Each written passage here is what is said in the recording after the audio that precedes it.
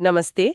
आज हम एक बहुत ही महत्वपूर्ण हिंदी उपन्यास पर बात करने वाले हैं, मुंशी प्रेमचंद का प्रतिज्ञा। हाँ, प्रतिज्ञा 1927 में आया था ये उपन्यास। बिल्कुल, हमारे पास इसका एक सार है, तो हम उसी के आधार पर आज थोड़ी गहराई में उतरेंगे। जरूर। ये उपन्यास सिर्फ एक कहानी नहीं है, बल्कि उस समय के समाज का एक तरह से आईना है और एक मजबूत आवाज भी। हाँ, सामाजिक बदलाव की आवाज। खासकर विधवा पुनर्विवाह जैसे उस समय के बहुत ही संवेदनशील मुद्दे पर। बिल्कुल। तो चलिए इस कहानी और इसके पीछे जो सोच है, जो विचार है, उनको थोड़ा खोलते हैं। हमारा मकसद यही है कि प्रेमचंद का संदेश समझें, नायक के संघर्ष को देखें और वो जो उस समय का समाज था उसकी तस्वीर कैसी थी ये जानें। और ये जानना इसलिए भी अहम है क्योंकि प्रतिज्ञा जैसे उपन्यास हमें दिखाते हैं कि लिटरेचर मतलब साहित्य कैसे समाज से जुड़ता है। सही बात है। और कैसे उसमें बदलाव लाने की ताकत भी रखता है। आपने जैसे कहा 1927 का उपन्यास है, तो सोचिए वो 20वीं सदी की शुरुआत का भारत था। एक तरफ आज़ादी की लड़ाई चल रही थी, दूसरी तरफ समाज के अंदर ही बहुत सी कुरीतियां थीं, मान्यताएं थीं, बंधन थे, बहुत कुछ चल रहा था। और शायद सबसे दुखद स्थिति विधवाओं की थी उस वक्त। हाँ, बिल्कुल। पुनर्विवाह तो खैर बहुत दूर की बात थी, उनका तो जीना ही मुश्किल कर दिया जाता था। और इसी माहौल में प्रेमचंद अपने हीरो को खड़ा करते हैं ना, अमृत राय। हाँ, सूत्र भी बताता है कि वो एक पढ़े लिखे ऊंचे विचारों वाले नौजवान हैं। हाँ, अमृत राय उस दौर के कह सकते हैं उन थोड़े से प्रोग्रेसिव युवाओं में से थे जो शायद वेस्टर्न एजुकेशन या नए विचारों से प्रभावित होकर समाज की जो जड़ता थी उस पर सवाल उठा रहे थे। सिर्फ सोच नहीं रहे थे बल्कि। हाँ, सिर्फ सोच नहीं रहे थे, वो उन बुराइयों के खिलाफ, उन अंधविश्वासों के खिलाफ खड़े होने का दम भी रखते थे। उनका पढ़ा लिखा होना सिर्फ डिग्री नहीं थी, वो एक तरह की जागी हुई चेतना थी। प्रेमचंद अक्सर ऐसे ही किरदार गढ़ते थे, आदर्शवादी पर जमीन से जुड़े हुए। और इसी आदर्शवाद का शायद सबसे बड़ा सबूत है उनकी प्रतिज्ञा। बिल्कुल। जब वो अपने दिवंगत दोस्त की पत्नी सौदामिनी, जो विधवा है, उनसे शादी करने का प्रण लेते हैं, ये आज भी आसान नहीं है कई जगह। उस वक्त तो पता नहीं क्या हुआ होगा, भूचाल ही आ गया होगा। हाँ। और ये सिर्फ एक व्यक्तिगत फैसला नहीं था। नहीं, बिल्कुल नहीं लगता। इसको सिर्फ एक पर्सनल डिसीजन या कोई दया का काम समझना, मतलब इसकी गहराई को कम करना होगा।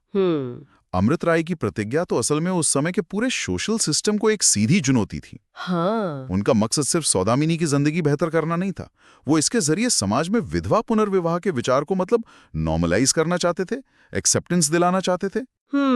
सोचिए उस माहौल में जहां विधवा होना ही अपने आप में एक सजा जैसा था, सारे रंग छीन लिए जाते थे। हाँ। वहां एक अच्छे खाते पीते इज्जतदार परिवार का लड़का सबके सामने उनसे शादी की बात कर रहा है।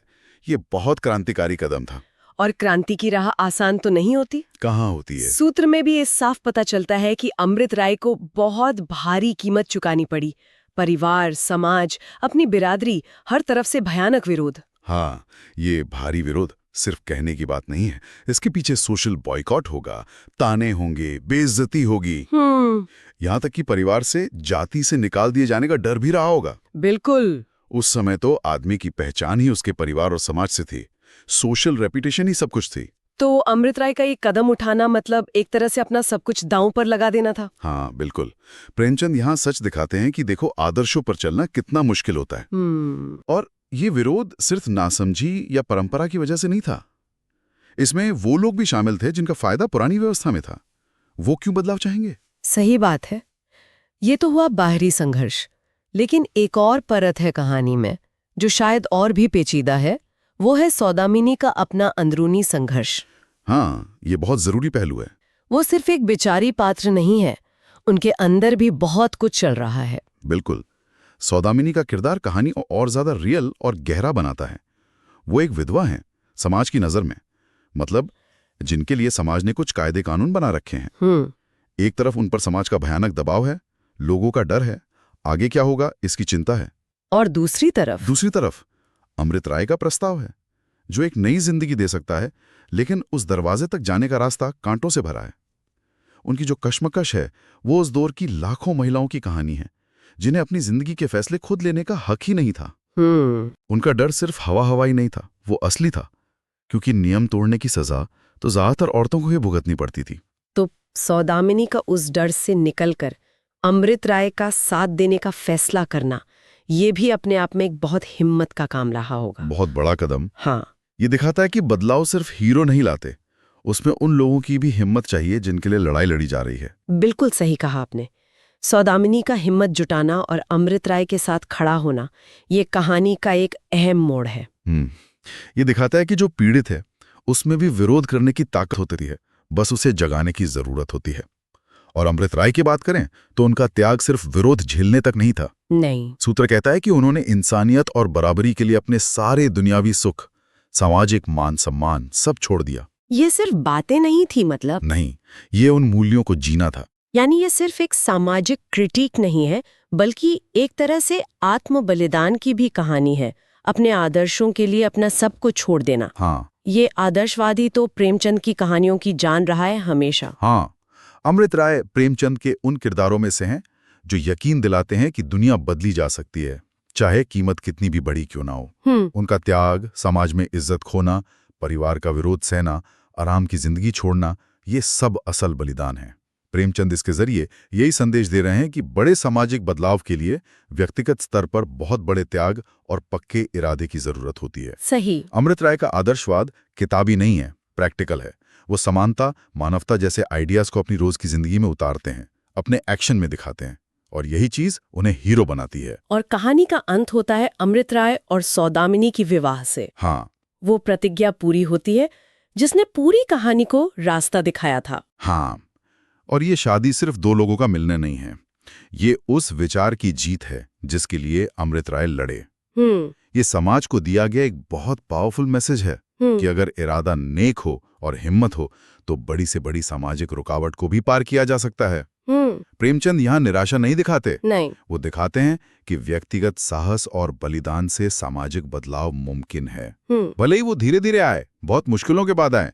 ये शादी एक सिंबल है पुरानी सोच पर नई सोच की जीत का, अन्याय पर न्याय की जीत का। तो अगर हम इस पूरी बातचीत को समेटें और उपन्यास के जो मुख्य संदेश हैं उन पर नजर डालें, तो ये साफ है कि प्रेमचंद विधवा विवाह के जबरदस्त हिमायती थे। हाँ, बिल्कुल। वो औरतों के बराबरी की बात कर रहे थे और समाज में जो पाखंड और कुरीतियां थीं उन पर सीधा हमला कर रहे थे। और साथ ही वो ये भी बता रहे थे कि इन दिक्कतों का हल कहाँ है। प्रेमचंद का जो सॉल्यूशन था वो आदर्शवाद, शिक्षा और नैतिकता में था। अच्छा। उनका मानना था कि समाज की जो जड़ता है उसे तोड़ने के लिए सिर्फ कानून बनाना या बाहर से दबाव डालना काफी नहीं है, लोगों की सोच बदलनी होगी। और ये सोच बदलेगी एजुकेशन से, तर्क से और नैतिक बल से। अमृत राय का पढ़ा लिखा होना, उनका नैतिक रूप से स्ट्रांग होना, यही उनके हथियार हैं। सही। उपन्यास दिखाता है कि शिक्षा का असली मतलब समाज के प्रति अपनी जिम्मेदारी समझना और गलत के खिलाफ आवाज उठाना है, न कि सिर्फ नौकरी पाना या अपना फायदा देखना। तो ये थी मुंशी प्रेमचंद के उपन्यास प्रतिज्ञा पर हमारी आज की बातचीत। ये हमें एक ऐसे आदर्शवादी नायक से मिलाती है जिसने समाज की जंजीरों को तोड़ने के लिए अपना सब कुछ दांव पर लगा दिया, भयानक विरोध झेला और आखिर में अपने लक्ष्य को हासिल किया। ये कहानी लगभग 100 साल पुरानी है, लेकिन आज भी बहुत कुछ सोचने पर मजबूर करती है। बिल्कुल। ये उपन्यास व्यक्तिगत हिम्मत और सामाजिक मान्यताओं के बीच जो एक हमेशा चलने वाला टकराव है उसे सामने लाता है। व्यक्तिगत साहस और बलिदान की उतनी ही जरूरत है या अब बदलाव के तरीके बदल गए हैं? ये एक बड़ा सवाल है। इस पर हमारे श्रोता सोच सकते हैं। हाँ, क्या आज भी व्यक्तिगत स्तर पर उठाई गई आवाज, किसी एक व्यक्ति की प्रतिज्ञा समाज पर वैसा ही असर डाल सकती है जैसा प्रेमचंद ने अपने उपन्यास में दिखाया था? या आज कलेक्टिव एफर्ट्स, मतलब सामूहिक प्रयासों और इंस्टीट्यूशनल बदलावों का महत्व ज्यादा हो गया है? सोचने वाली बात है।